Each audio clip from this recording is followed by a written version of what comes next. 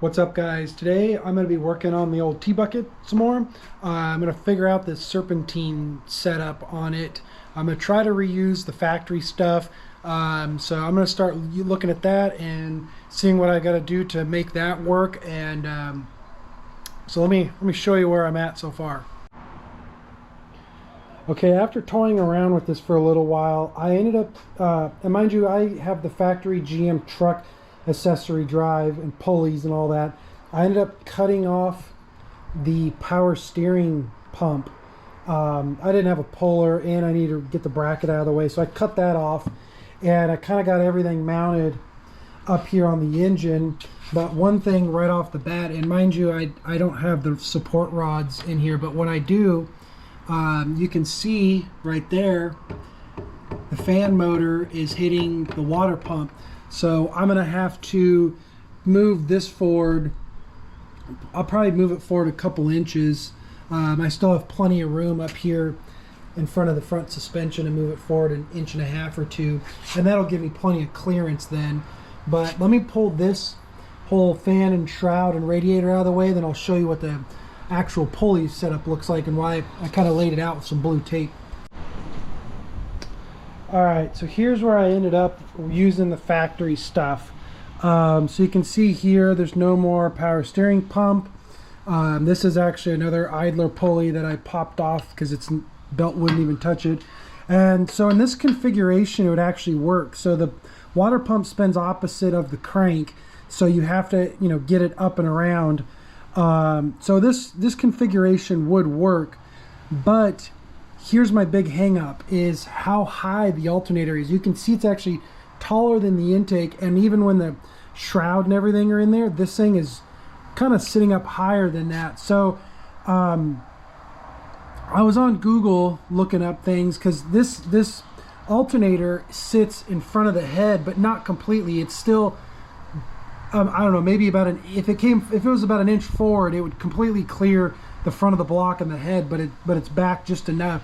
And I was on Google looking up different alternators to see if maybe somebody made one that is narrower and then I could move it down. And I actually found a guy on some forum, I don't even remember what car it was, but he created his own brackets and moved the alternator over here. Now I don't care if it sticks out off to the side here, because I mean, like, look at how long the headers are and everything. So even if it does, it's not going to look too terribly weird. I think I would rather have it hanging off over this, off to this side than sticking way up. So he made his own bracketry and mounted one kind of off to the side here.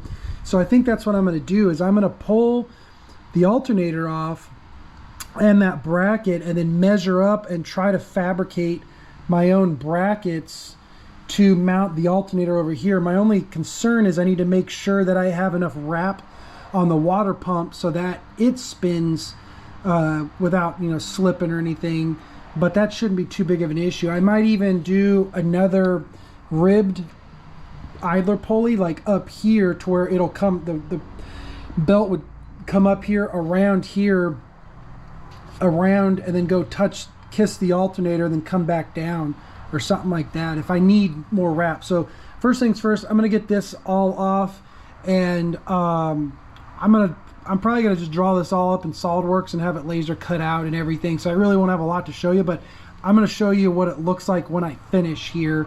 But like I said, if you're doing an LS swap and the concern, you don't have a concern with the tall alternator, just doing this setup would work perfectly. But in this application, I'm going to do something a little bit different. So I'm going to pull this off now and get to work, and I'll check in with you guys probably in another week or two once I get all this done. But I guess you won't know that because I'm just going to splice the video together. So see you on the flip side.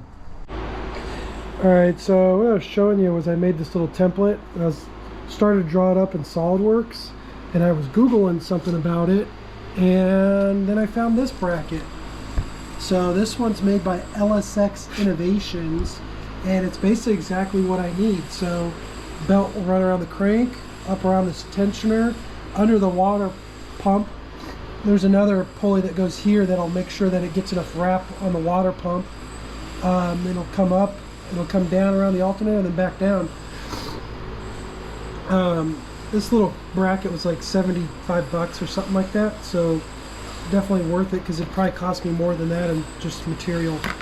The only problem is that you can see this upper bolt. Two things. Number one, there's not a hole in the block, and I guess some of the LS1s or 2s or something have it, but like the truck blocks don't. So I got to drill and tap that. But then two, you can notice that the alternator's hitting the frame, and this still needs to rotate over a little bit. So I have a couple ideas I'm going to try here. One is I'm going to grind on the casing off the alternator because it's right where that embossing is for the bolt to go through. So I'm just going to grind it down just a little bit. Two, I'm actually going to raise the engine up ever so slightly, maybe like 1/4 of an inch. I bought some little rubber pads to go underneath the motor mounts and see if that will help get it over and get it some clearance. Worst case scenario, I'm going to notch the frame. So I'm going to make it work either way, but I got a couple things to try. So let me try those and I'll report back to you. All right, so got it all mounted up now for the most part. I ended up back there underneath the motor mounts, spacing those up about 1/4 of an inch, and that allowed me to have room. I went ahead and drilled and tapped the block. I got to get a different bolt. This one's a little too long, but you can see that it just tucks in there real nicely. There's still, I did grind on the alternator, but I mean there's almost a finger width apart there. And you got to remember too that when you're gassing it, number one, it's not really going to go too terribly far because these are pretty stiff motor mounts, but two, it's going to torque that way towards the passenger side, so it'll actually torque away from the frame if you can even get enough traction to torque it that much. So yeah, next step is I just need to get a correct bolt here and get this pulley and actually buy a belt for it, and that'll be about it for the accessory drive. So much better than when the alternator was mounted real high up here. Now it's tucked down low out of the way. Much cleaner, happy. So thanks for watching, guys. Make sure to hit that like and subscribe. See you on the next video.